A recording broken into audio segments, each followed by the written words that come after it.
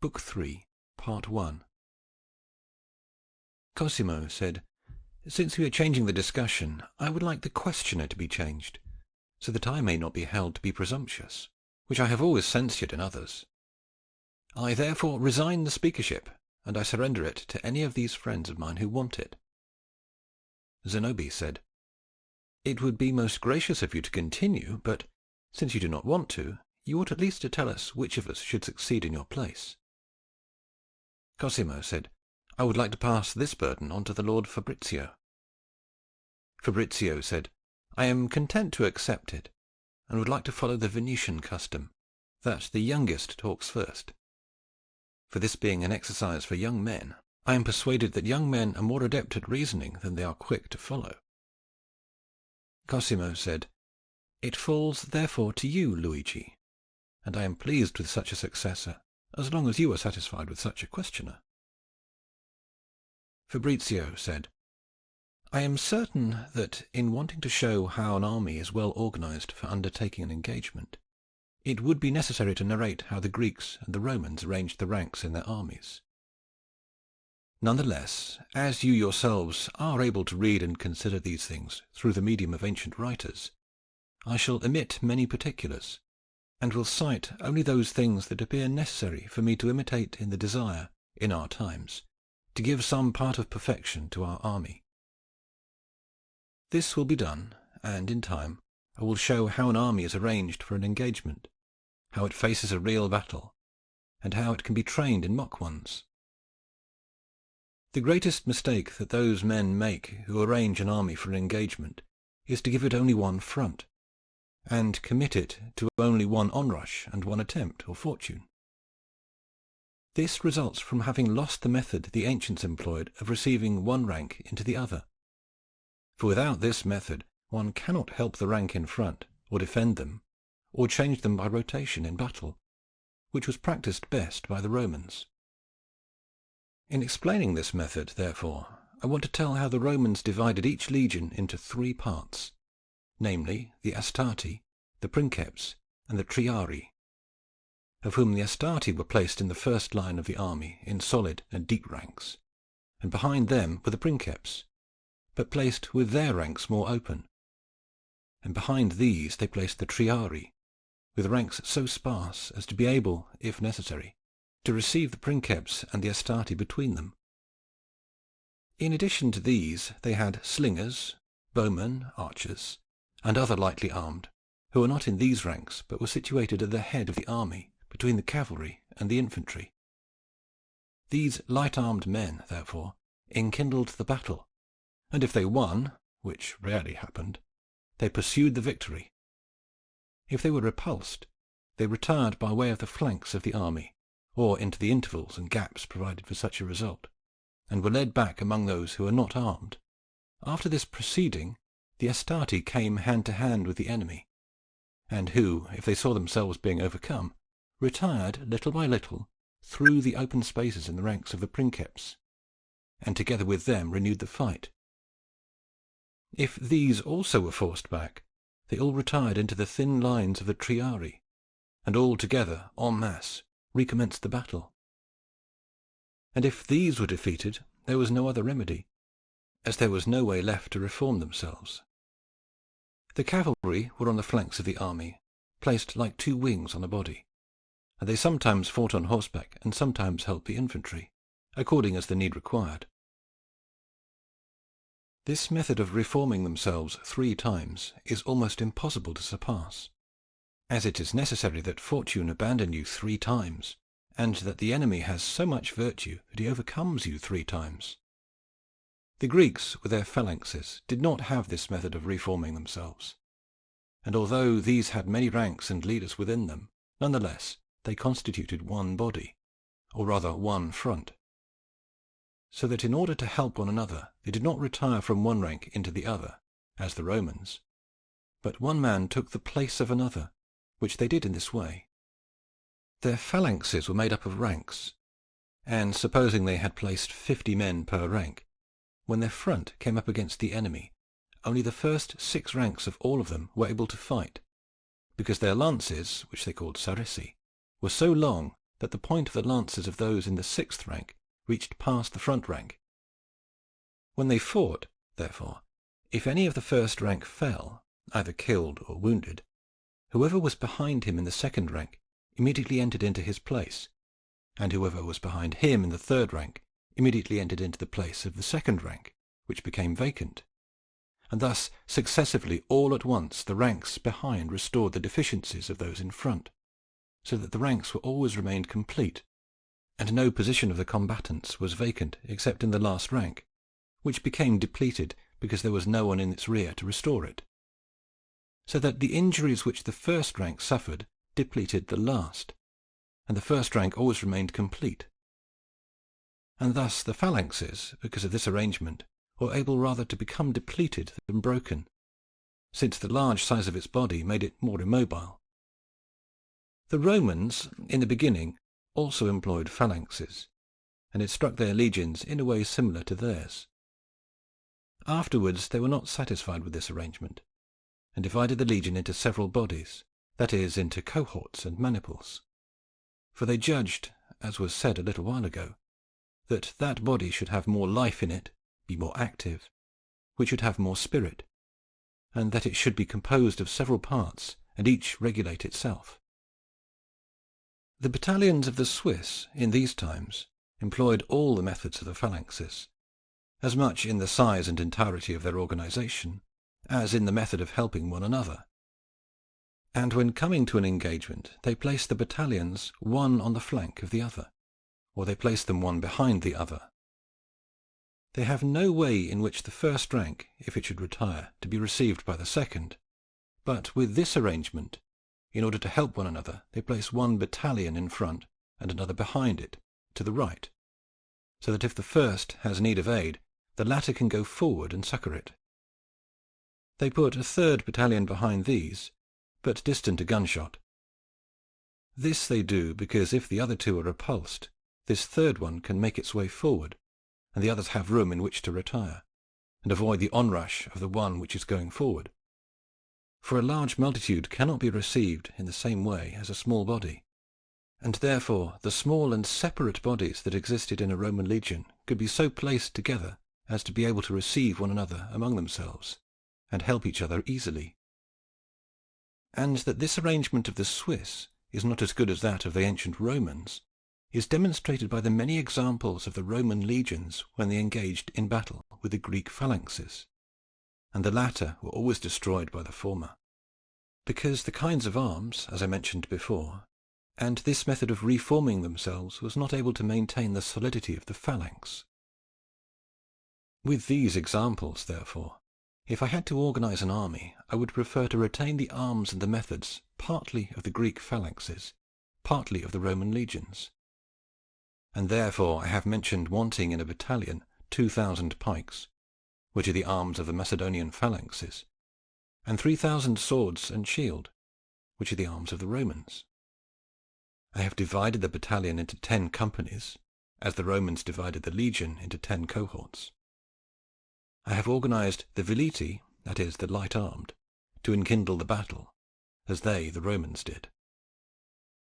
And thus, as the arms are mixed, being shared by both nations, and as also the organizations are shared, I have arranged that each company have 5 ranks of pikes in front, and the remainder swordsmen with shields, in order to be able with this front to resist the cavalry and easily penetrate the enemy companies on foot, and the enemy at first encounter would meet the pikes, which I would hope would suffice to resist him, and then the swordsman would defeat him. And if you would note the virtue of this arrangement, you will see all these arms will execute their office completely. First, because pikes are useful against cavalry, and when they come against infantry, they do their duty well before the battle closes in, for when they are pressed, they become useless. Whence the Swiss, to avoid this disadvantage, after every 3 ranks of pikemen, place one of halberds, which, while it is not enough, gives the pikemen room to manoeuvre. Placing, therefore, our pikes in the front, and the shields and swordsmen behind, they manage to resist the cavalry, and, in enkindling the battle, lay open and attack the infantry.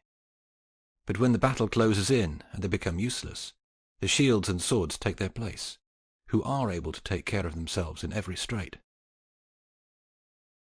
Luigi said, "We now await with desire to learn how you would arrange an army for battle with these arms and with these organizations." Fabrizio said, "I do not want to show you anything else other than this. You have to understand that in a regular Roman army, which they called a consular army, there were not more than 2 legions of Roman citizens, which consist of 600 cavalrymen, about 11,000 infantry. They also had as many more infantry and cavalry, which were sent to them by their friends and confederates, which they divided into 2 parts, and they called one the right wing, and the other the left wing, and they never permitted these latter infantry to exceed the number of infantry of the legion. They were well content that the cavalry should be greater in number. With this army, which consisted of 22,000 infantry and about 2,000 cavalry effectives, a consul undertook every action and went on every enterprise. And when it was necessary to face a large force, they brought together 2 consuls with 2 armies. You ought also to note that ordinarily in all 3 of the principal activities in which armies engage, that is, marching, camping, and fighting, they placed the legion in the middle, because they wanted that virtue in which they should trust most should be a greater unity, as the discussion of all these activities will show you.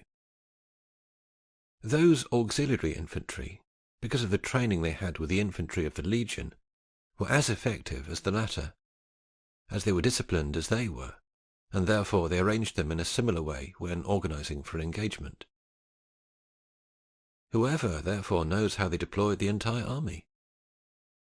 Therefore, having told you how they divided a legion into 3 lines, and how one line would receive the others, I have come to tell you how the entire army was organized for an engagement.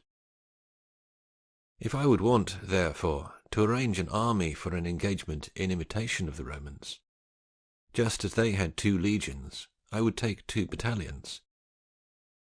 And these having been deployed, the disposition of an entire army would be known. For by adding more people, nothing else is accomplished than to enlarge the organization.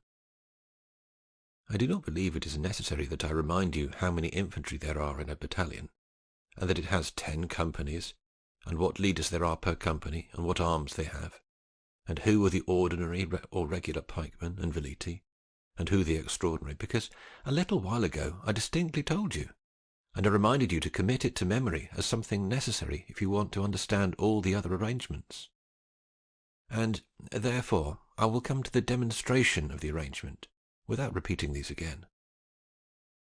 And it appears to me that 10 companies of a battalion should be placed on the left flank, and the 10 others on the right. Those on the left should be arranged in this way. The 5 companies should be placed one alongside the other on the front, so that between one and the next there should be a space of 4 arm lengths, which come to occupy an area of 140 arm lengths long and 40 wide. Behind these 5 companies I would place 3 others, distant in a straight line from the first ones by 40 arm lengths, 2 of which should come behind in a straight line at the ends of the 5, and the other should occupy the space in the middle. Thus these 3 would come to occupy in length and width the same space as the 5, but where the 5 would have a distance of 4 arm lengths between one another, this one would have 33. Behind these I would place the last 2 companies, also in a straight line behind the 3, and distant from those 3 40 arm lengths, and I would place each of them behind the ends of the 3, so that the space between them would be 91 arm lengths. All of these companies arranged thusly would therefore cover an area of 141 arm lengths long and 200 wide. The extraordinary pikemen I would extend along the flanks of these companies on the left side, distant 20 arm lengths from it, creating 143 files of 7 per file, so that they should cover the entire length of the 10 companies arranged as I have previously described. And there would remain 40 files for protecting the wagons and the unarmed people in the tail of the army, and assigning the heads of 10 and the centurions in their proper places. And of the 3 constables I would put one at the head another in the middle, and the third in the last file, who should fill the office of tergidatore, as the ancients called the one placed in the charge of the rear of the army. But, returning to the head or van of the army, I say that I would place the extraordinary veliti alongside the extraordinary pikemen, which, as you know, are 500, and would place them at a distance of 40 arm lengths.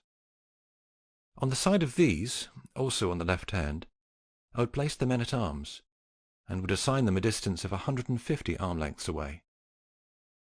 Behind these, the light cavalry, to whom I would assign the same space as the men-at-arms.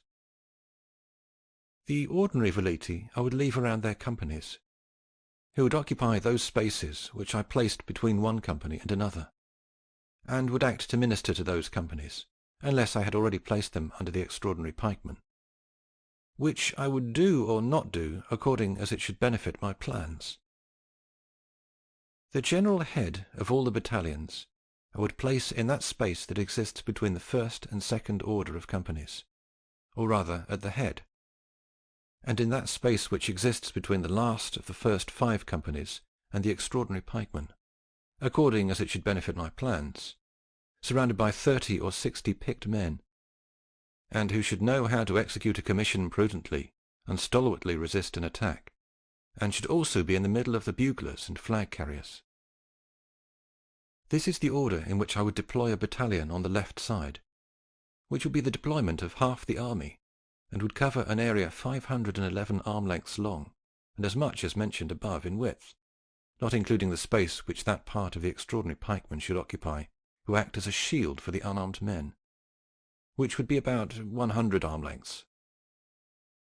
The other battalions I would deploy on the right side, exactly in the same way as I deployed those on the left, having a space of 30 arm lengths between one battalion and the other, in the head of which space I would place some artillery pieces, behind which would be the captain-general of the entire army, who should have around him, in addition to the buglers and flag-carriers, at least 200 picked men, the greater portion on foot, among whom should be 10 or more adept at executing every command, and should be so provided with arms and a horse as to be able to go on horseback or afoot as the need requires. 10 cannon of the artillery of the army suffice for the reduction of towns, which should not exceed 50 pounds per charge, of which in the field I would employ more in the defence of the encampment than in waging a battle, and the other artillery should all be rather often than 15 pounds of charge. This I would place in front of the entire army, unless the country should be such that I could situate it on the flank in a safe place, where it should not be able to be attacked by the enemy. This formation of the army, thusly arranged, in combat can maintain the order both of the phalanxes and of the Roman legions, because the pikemen are in front, and all the infantry so arranged in ranks that, coming to battle with the enemy, and resisting him, they should be able to reform the first ranks from those behind, according to the usage of the phalanxes. On the other hand, if they are attacked so that they are compelled to break ranks and retire, they can enter into the space of the second company behind them, and uniting with them, and en masse be able to resist the combat of the enemy again. And if this should not be enough, they can in the same way retire a second time, and combat a third time, so that in this arrangement, as to combating, they can reform according to both the Greek method and the Roman. As to the strength of the army, it cannot be arranged any stronger, for both wings are amply provided with both leaders and arms, and no part is left weak, except that part behind which is unarmed, and even that part has its flanks protected by the extraordinary pikemen. Nor can the enemy assault it in any part where he will not find them organized, and the part in the back cannot be assaulted because there cannot be an enemy who has so much power that he can assail every side equally. For if there is one, you don't have to take the field with him.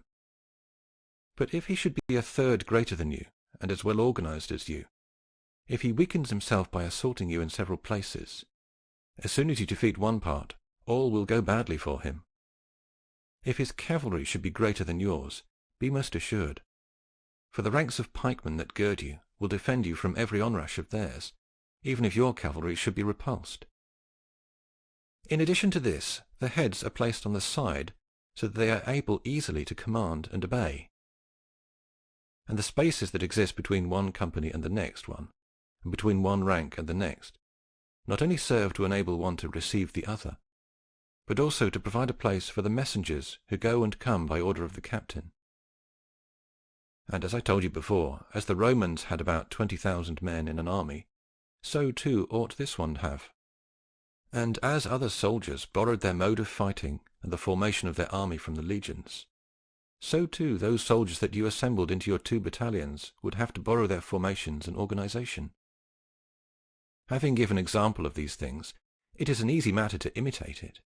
For if the army is increased either by 2 battalions, or by as many men as are contained in them, nothing else has to be done than to double the arrangements.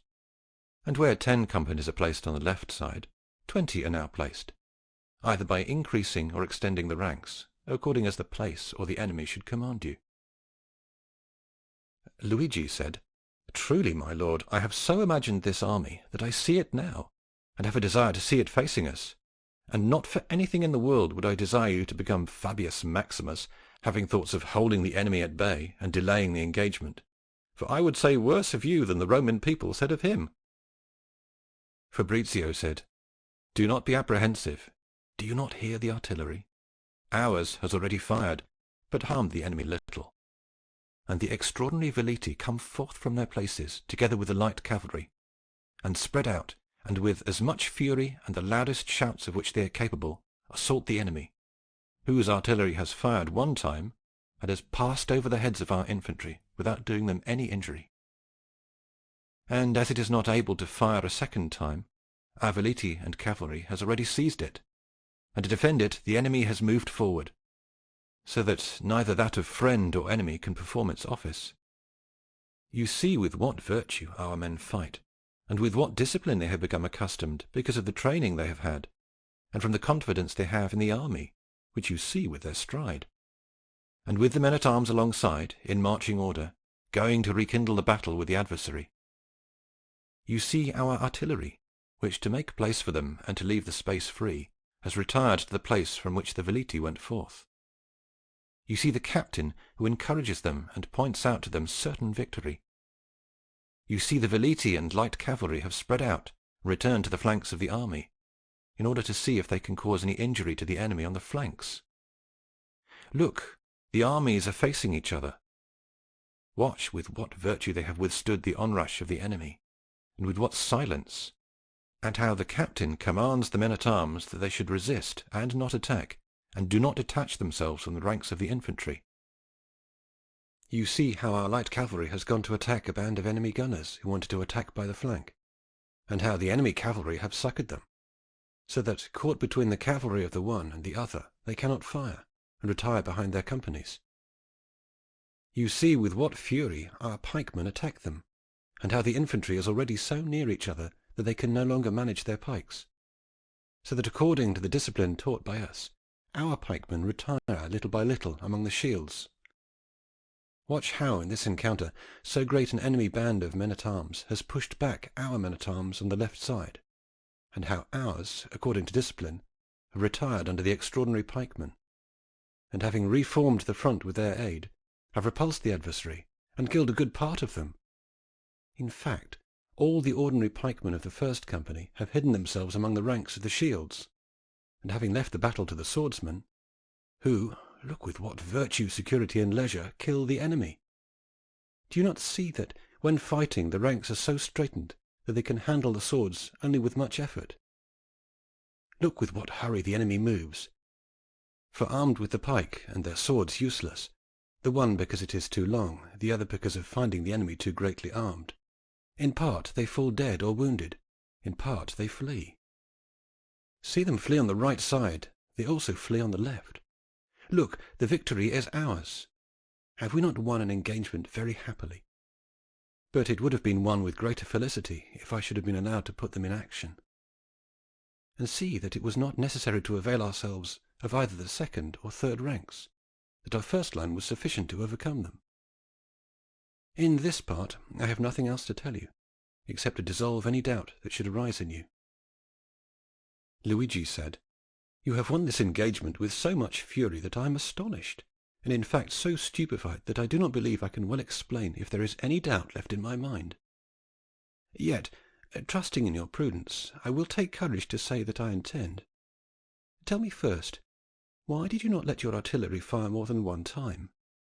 And why did you have them quickly retire within the army, not afterward make any other mention of them? It seems to me also that you pointed the enemy artillery high, and arranged it so that it should be of much benefit to you. Yet if it should occur, and I believe it happens often, that the lines are pierced, what remedy do you provide? And since I have commenced on artillery, I want to bring up all these questions so as not to have to discuss it any more. I have heard many disparage the arms and the organization of the ancient armies, arguing that today they could do little, or rather how useless they would be against the fury of artillery, for these are superior to their arms and break the ranks, so that it appears to them to be madness to create an arrangement that cannot be held, and to endure hardship in carrying a weapon that cannot defend you. Fabrizio said, "This question of yours has need, because it has so many items, of a long answer. It is true that I did not have the artillery fire more than one time, and because of it one remains in doubt. The reason is that it is more important to one to guard against being shot than shooting the enemy.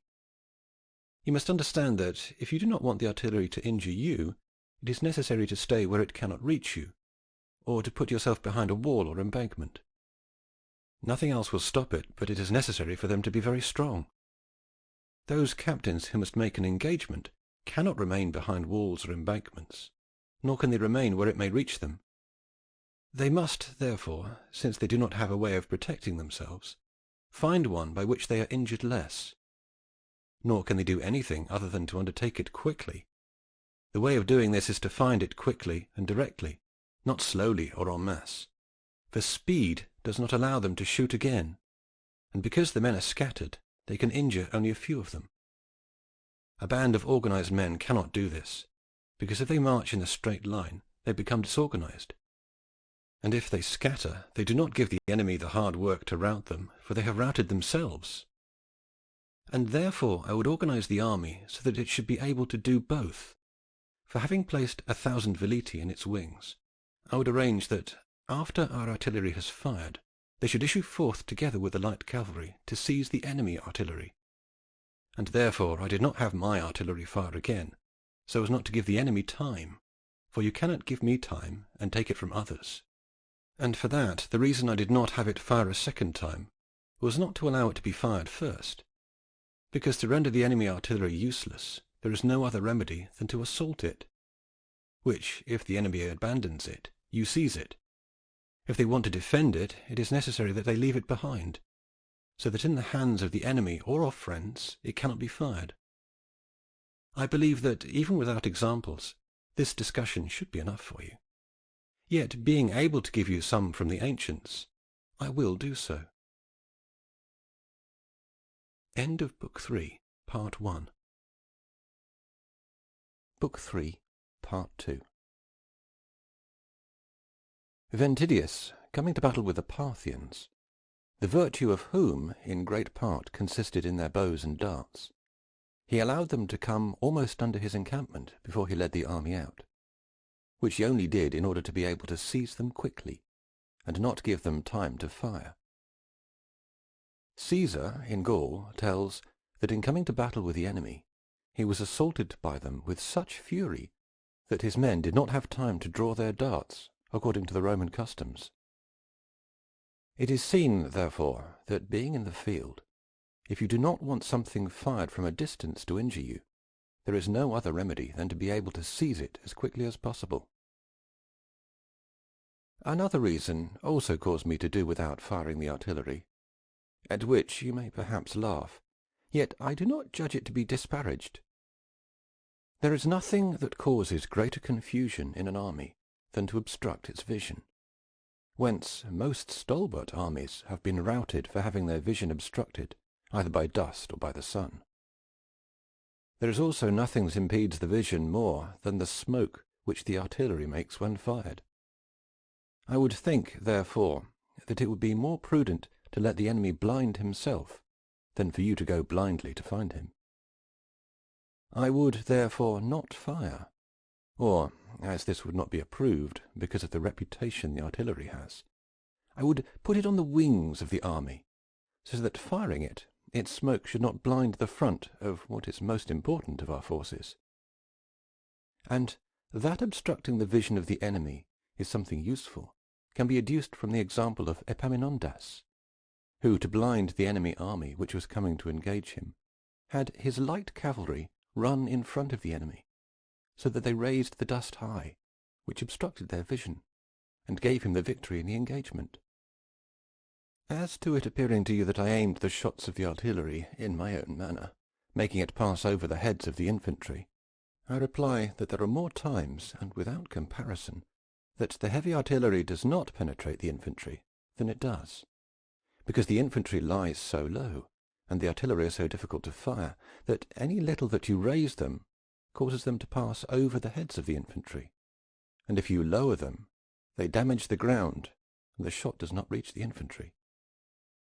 Also, the unevenness of the ground saves them, for every little mound or height which exists between the infantry and the artillery impedes it.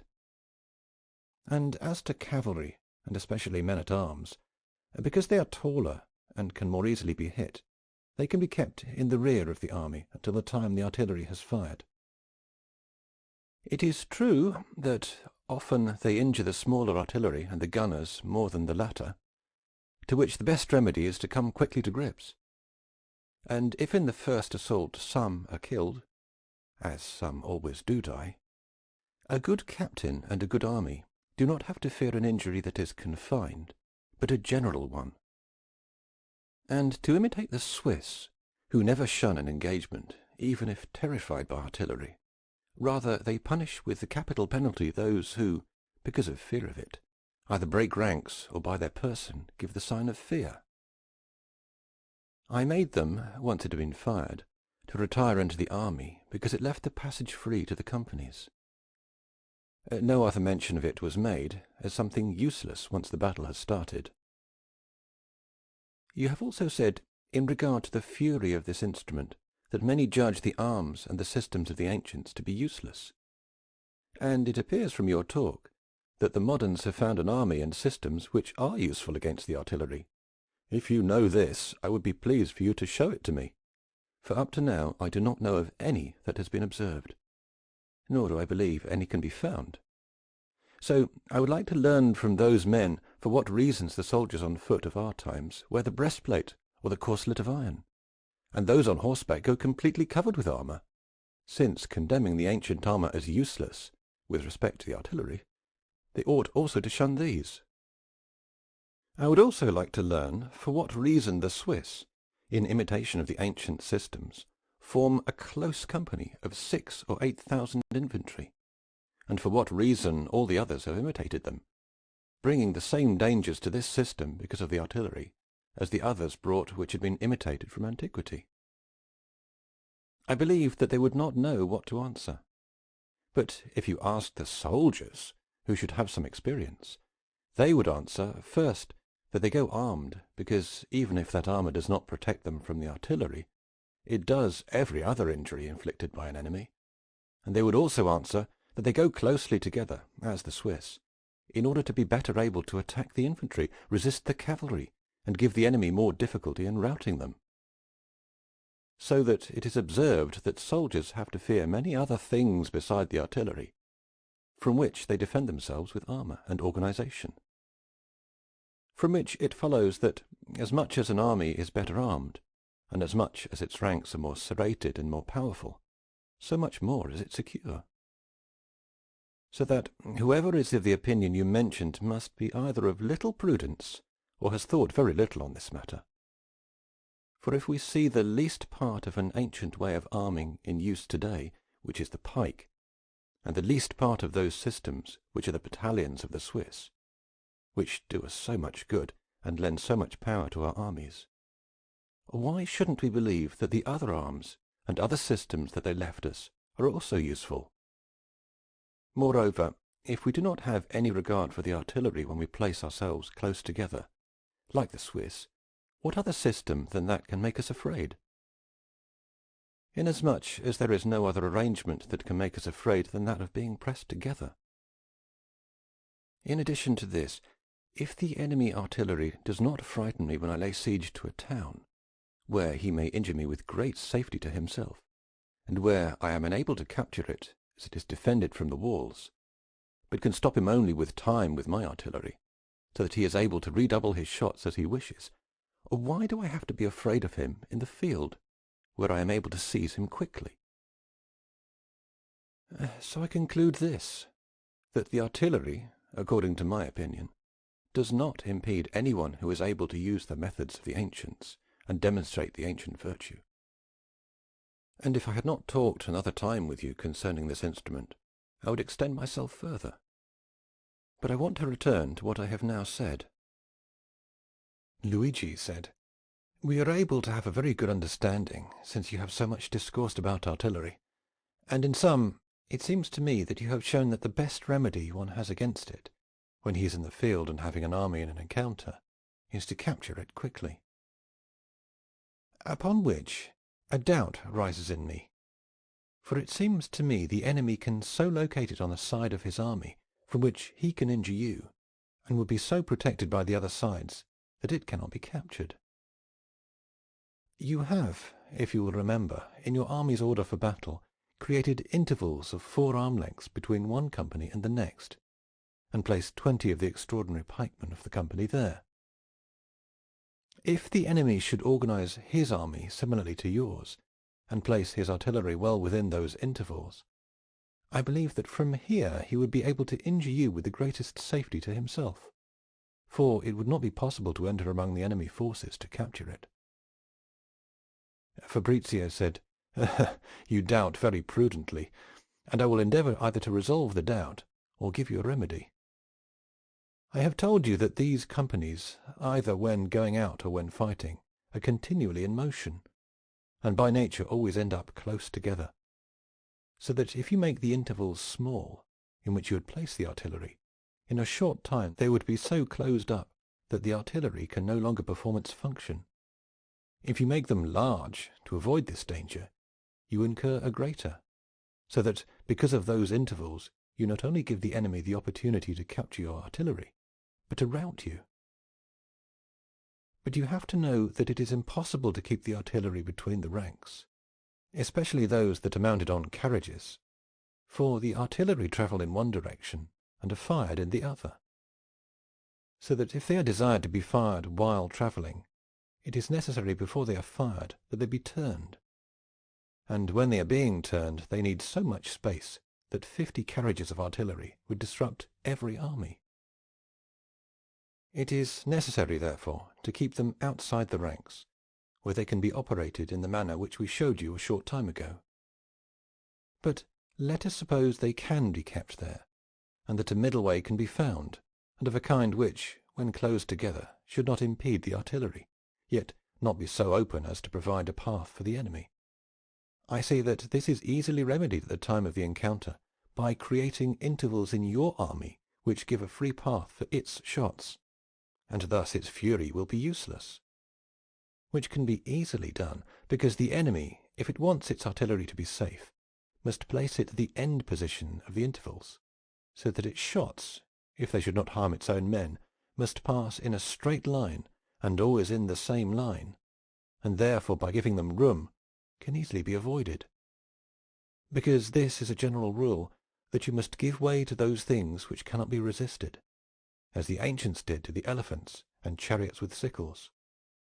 I believe, rather, I am more than certain, that it must appear to you that I prepared and won an engagement in my own manner. None the less, I will repeat this, if what I have said up to now is not enough, that it would be impossible for an army thus organized and armed not to overcome, at the first encounter, every other army organized as modern armies are organized, which often, unless they have shields or swordsmen, do not form a front, and are of an unarmed kind, which cannot defend themselves from a near-by enemy, and so organized that, if they place their companies on the flanks next to each other, not having a way of receiving one another, they cause it to be confused, and apt to be easily disturbed. And although they give their armies 3 names and divide them into 3 ranks, the vanguard, the company or main body, and the rear guard, none the less they do not serve for anything else than to distinguish them in marching and in their quarters. But in an engagement they are all pledged to the first attack and fortune. Luigi said, "I have also noted that in making your engagement your cavalry was repulsed by the enemy cavalry, and that it retired among the extraordinary pikemen, whence it happened that with their aid they withstood and repulsed the enemy in the rear. I believe the pikemen can withstand the cavalry, as you said, but not a large and strong battalion, as the Swiss do, which in your army have 5 ranks of pikemen at the head, and 7 on the flank, so that I do not know how they are able to withstand them." Fabrizio said, "Although I have told you that 6 ranks were employed in the phalanxes of Macedonia at one time, none the less you have to know that a Swiss battalion, if it were composed of 1,000 ranks, could not employ but 4, or at most 5, because the pikes are 9 arm-lengths long, and an arm-length and a half is occupied by the hands, whence only 7½ arm-lengths of the pike remain to the first rank.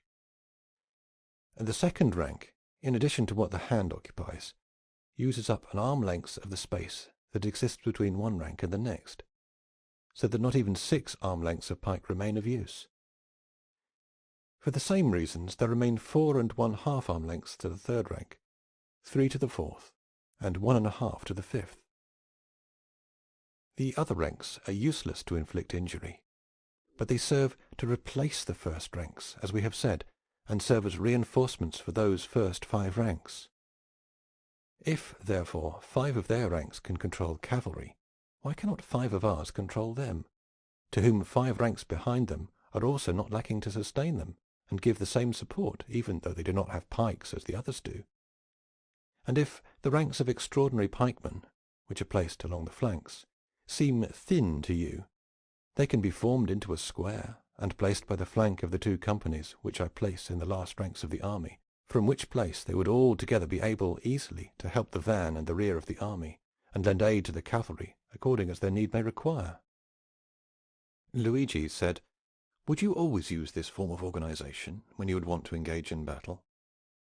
Fabrizio said, "Not in every case, for you have to vary the formation of the army according to the fitness of the site, the kind and numbers of the enemy, which will be shown before this discussion is furnished with an example. But the formation that is given here, not so much because it is stronger than others, which is in truth very strong, as much because from it is obtained a rule and a system, to know how to recognize the manner of organization of the others. For every science has its generations, upon which in good part it is based. One thing only I would remind you, that you never organize an army so that whoever fights in the van cannot be helped by those situated behind, because whoever makes this error renders useless the great part of the army, and if any virtue is eliminated, he cannot win." Luigi said, "And on this part some doubt has arisen in me. I have seen that in the disposition of the companies you form the front with 5 on each side, the centre with 3, and the rear with 2. And I would believe that it should be better to arrange them oppositely, because I think that an army can be routed with more difficulty. For whoever should attack it, the more he should penetrate into it, so much harder would he find it. But the arrangement made by you appears to me results that the more one enters into it, the more he finds it weak."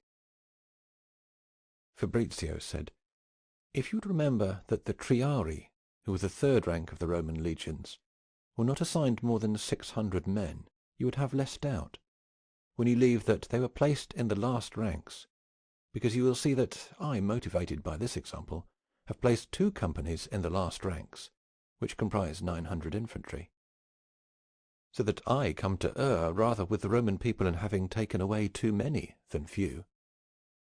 And although this example should suffice, I want to tell you the reasons, which is this. The first line of the army is made solid and dense, because it has to withstand the attack of the enemy, and does not have to receive any friends into it. and because of this it must abound in men, for few men would make it weak both from their sparseness and their numbers. But the second line, because it has to receive the friends from the first line who have withstood the enemy, must have large intervals, and therefore must have a smaller number than the first. For if it should be of a greater or equal number, it would result in not leaving any intervals, which would cause disorder. Or if some should be left, it would extend beyond the ends of those in front, which would make the formation of the army imperfect. And what you say is not true, that the more the enemy enters into the battalions, the weaker he will find them. For the enemy can never fight with the second line if the first one is not joined up with it, so that he will come to find the centre of the battalion stronger and not weaker, having to fight with the first and second lines together. The same thing happens if the enemy should reach the third line, because here he will not only have to fight with 2 fresh companies, but with the entire battalion. And as this last part has to receive more men, its spaces must be larger, and those who receive them lesser in number. Luigi said, "And I like what you have said, but also answer me this. If the 5 companies retire among the second 3, and afterwards the 8 among the third 2, it does not seem possible that the 8 come together and the 10 together, and are able to crowd together, whether they are 8 or 10, into the same space which the 5 occupied." Fabrizio said, "The first thing that I answer is that it is not the same space, for the 5 have 4 spaces between them, which they occupy when retiring between one battalion and the next, and that which exists between the 3 or the 2. There also remains that space which exists between the companies and the extraordinary pikemen, which spaces are all made large. There is added to this whatever other space the companies have when they are in the lines without being changed. For when they are changed, the ranks are either compressed or enlarged. They become enlarged when they are so very much afraid that they put themselves in flight. They are compressed when they become so afraid that they seek to save themselves not by flight, but by defence. So that in this case they would compress themselves and not spread out. There is added to this that the 5 ranks of pikemen who are in front, once they have started the battle, have to retire among their companies in the rear of the army to make space for the shield-bearers, who are able to fight. And when they go into the rear of the army, they can serve whoever the captain should judge should employ them well, whereas in the front, once the fight becomes mixed, they would be completely useless. And therefore the arranged spaces come to be very capacious for the remaining forces. But even if these spaces should not suffice, the flanks on the side consist of men and not walls, who, when they give way and spread out, are able to create a space of such capacity which should be sufficient to receive them. Luigi said, "The ranks of the extraordinary pikemen, which you place on the flank of the army, when the first company retires into the second, do you want them to remain firm and become as 2 wings of the army, or do you also want them to retire with the company? Which if they have to do this, I do not see how they can, as they do not have companies behind them with wide intervals which would receive them." Fabrizio said, "If the enemy does not fight them when he forces the companies to retire, they are able to remain firm in their ranks, and inflict injury on the enemy on the flank, since the first companies had retired.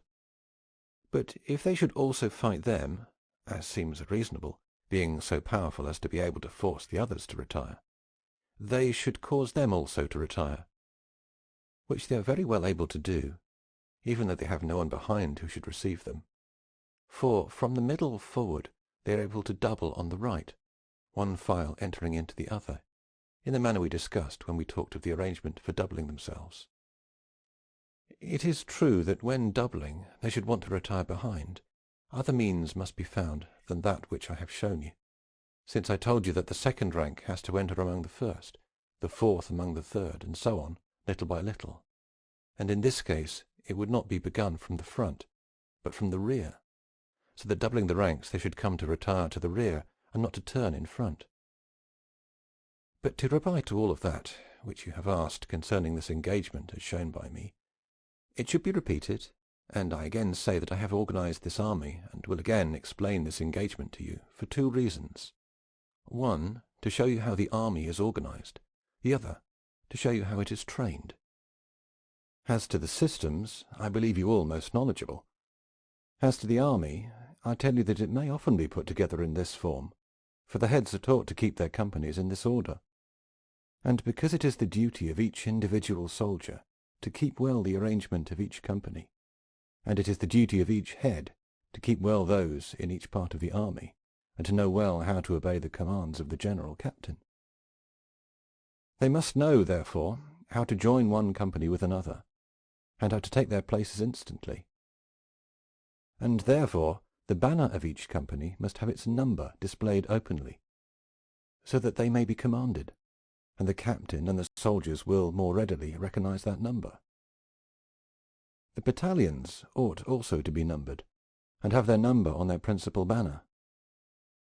One must know, therefore, what the number is of the battalion placed on the left or right wing, the number of those placed in the front and the centre, and so on for the others. I would want also that these numbers reflect the grades of positions in the army. For instance, the first grade is the head of 10, the second is the head of 50 ordinary veleti, the third the centurion, the fourth the head of the first company, the fifth that of the second company, the sixth of the third, and so on up to the 10th company, which should be in the second place next to the general captain of the battalion. Nor should anyone arrive to that leadership unless he first has risen through all these grades. And, as in addition to these heads, there are the 3 constables in command of the extraordinary pikemen, and the 2 of the extraordinary veleti, I would want them to be of the grade of constable of the first company. Nor would I care if they were men of equal grade, as long as each of them should vie to be promoted to the second company. Each one of these captains, therefore, knowing where his company should be located, of necessity it will follow that, at the sound of the trumpet, once the captain's flag was raised, all of the army will be in its proper places. And this is the first exercise to which an army ought to become accustomed, that is, to assemble itself quickly. And to do this you must frequently each day arrange them and disarrange them. Luigi said, "What signs would you want the flags of the army to have, in addition to the number?" Fabrizio said, "I would want the one of the general captain to have the emblem of the army. All the others should also have the same emblem, but varying with the fields or with the sign, as it should seem best to the lord of the army. But this matters little so long as their effect results in their recognizing one another. But let us pass on to another exercise in which an army ought to be trained, which is to set it in motion, to march with a convenient step, and to see that, while in motion, it maintains order. The third exercise is that they be taught to conduct themselves as they would afterwards in an engagement, to fire the artillery and retire it, to have the extraordinary veleti issue forth, and after a mock assault have them retire. Have the first company, as if they were being pressed, retire within the intervals of the second company, and then both into the third, and from here each one to return to its place, and to so accustom them in this exercise that it becomes understood and familiar to everyone, which with practice and familiarity will readily be learned. The fourth exercise is that they be taught to recognize the commands of the captain by virtue of his bugle calls and flags, as they will understand without other command the pronouncements made by voice. And as the importance of the commands depends on the bugle calls, I will tell you what sounds or calls the ancients used. According as Thucydides confirms, whistles were often used in the army of the Lacedaemonians, for they judged that its pitch was more apt to make their army proceed with seriousness, and not with fury. Motivated by the same reason, the Carthaginians, in their first assault, used the zither. Aleatus, king of the Lydians, used the zither and whistles in war.